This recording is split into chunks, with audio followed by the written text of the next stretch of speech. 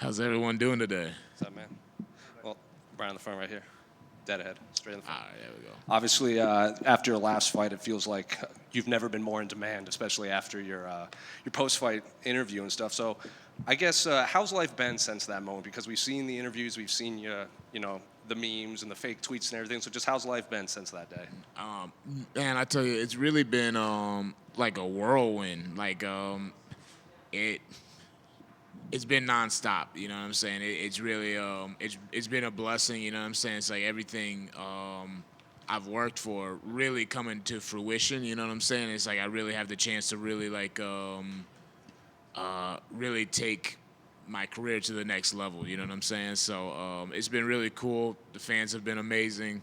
The the memes and the Instagram reels have been crazy. You know what I'm saying? There's a new one every other day. So it's been a lot of fun. How soon after that did you notice it? Because obviously, leading up to that, you've been on a tear in the octagon, but it took you cussing out an entire nation to kind of become this big kind of like in-demand fighter.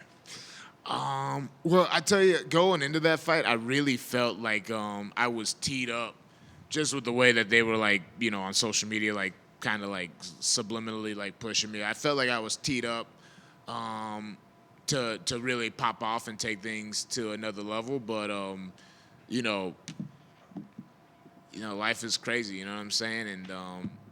And so now it's like.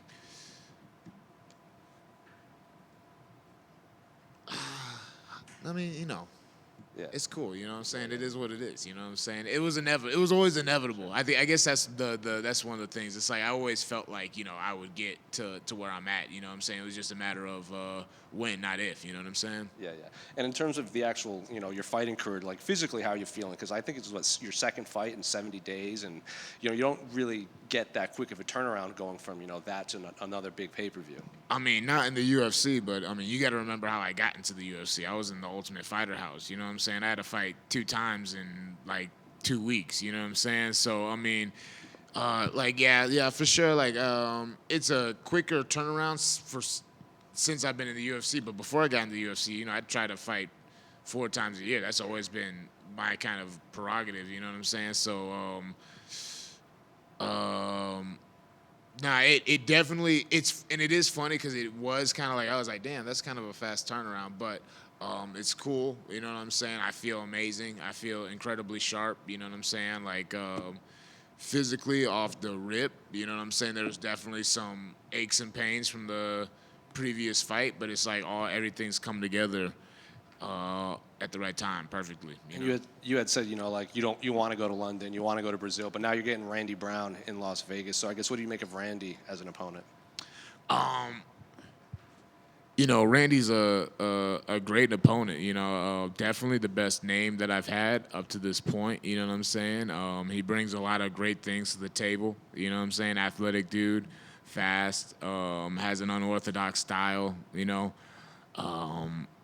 And he brings a lot of experience to the cage. You know what I'm saying? I think that's the edge. The biggest edge he has on me is experience and the people that he's gone against inside the cage. With all that being said, I mean, he's just another obstacle that I got to get by. You know what I'm saying? He's just like another mountain I got to climb. And so it's like one way or another, I'm getting him out of there, period.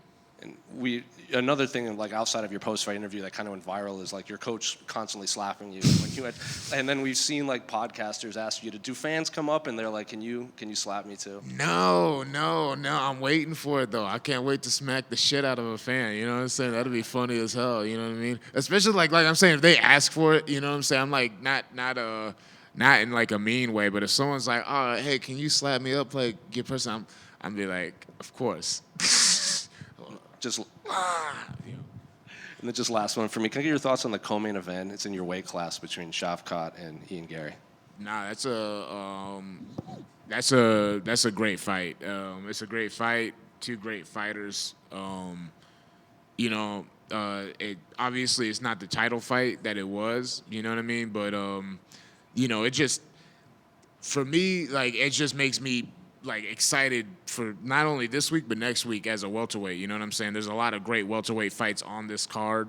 You know what I'm saying? Next week you got Colby versus Joaquin. You know what I'm saying? We're just gonna figure out a lot of things about the division as a whole in these next 2 weeks. And so this the co-main event, Shavkat versus Ian. We're gonna figure out some things. I'm curious to see how that's gonna work out stylistically. We're gonna answer some questions on Saturday night. Hey, Bryan. Hey, how you doing? Good. I just have one for you. Fans always make a big fuss about the order of a card, where fights are on cards. Does it really matter to you guys, outside of maybe co-main and main, does it really matter where on the card you guys are? I think so. For me, like with this one being a pay-per-view, like it would be kind of cool to say I was on the main card, just because I've never been on the main card of a pay-per-view before. But I've always said unless you're the main, I even say this for like regional cards. Unless you're like the main event on a UFC card, like let me be the first fight. You know what I'm saying? Like I'd rather go in, bang it out, and then leave. You know what I mean? I'll say the other thing is, you know, you want to be there when people are there, but me personally, no. You know what I'm saying? Like we're gonna fight. You know what I'm saying? It is what it is. You know what I'm saying? The pay is gonna be the same. You know what I mean? People are gonna see it regardless. And that's just one of those things that are outside of your control. So I think, me personally, I think it doesn't benefit you stressing out over things outside of your control. Thank you. Hey, Bryan, right here. Bryan, you already got the hair ready for fight night. I want to know, are there other like rituals or parts of your fight week routine that are really important to you in terms of feeling locked in, feeling ready for that fight outside of just the gym time? Well, at this stage, like it's like isolation. Like I isolate a lot. You know what I'm saying? I start to like kind of like push myself away from people. You know, just because of where I have to be at mentally. You know what I'm saying? Where I got to be here. You know, there can't be any distractions. You know what I mean? So.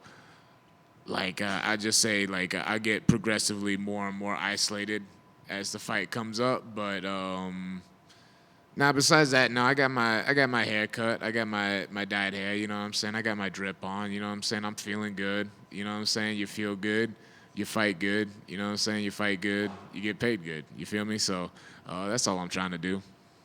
Thank you. Hey, Bryan, you recently got that Samurai Pooh Bear, right here, Bryan.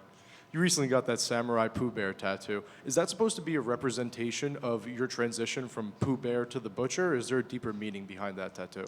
No, more or less. Basically, I mean, the way it started, like, I've got all my tattoos done by one person, and you know, he just like thought it was like a cool T-shirt design. He was just sending me pictures. There's a couple other ones, like one where like Pooh Bear actually had like some like butcher knives, but.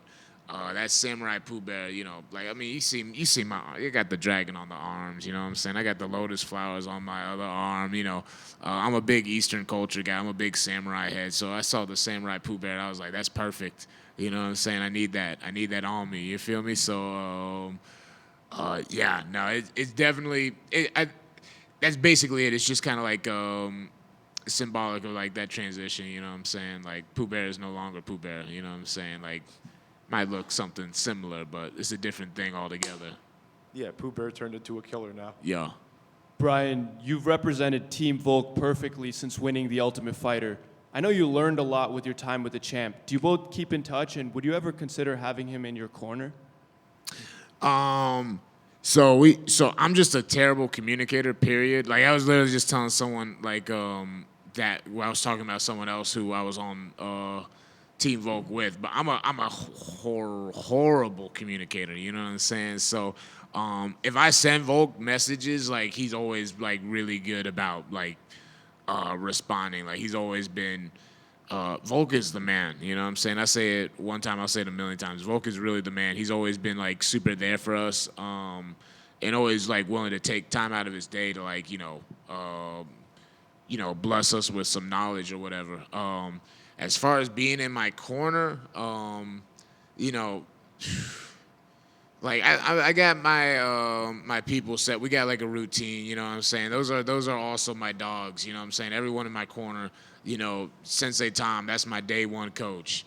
Shamik Harvey, he's been to every UFC fight, you know what I'm saying? Even before he was in my corner smacking me up, You know what I'm saying? He was coming to every fight. You know what I'm saying? John, he's been at the gym since I started. He's been a training partner for a long time. So, everyone in my corner, like we got, everyone has like a specific purpose in being there, and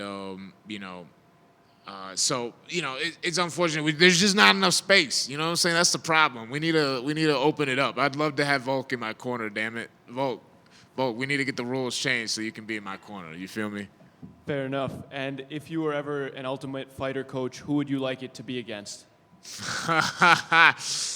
Oh, that's a good one. If I was an Ultimate Fighter coach, I think Buckley would be a fun person to coach against. You know what I'm saying? I think we'd make that season a very memorable season. You know what I'm saying? I think we could be up there with Rampage Rashad. You know what I'm saying? So, yeah.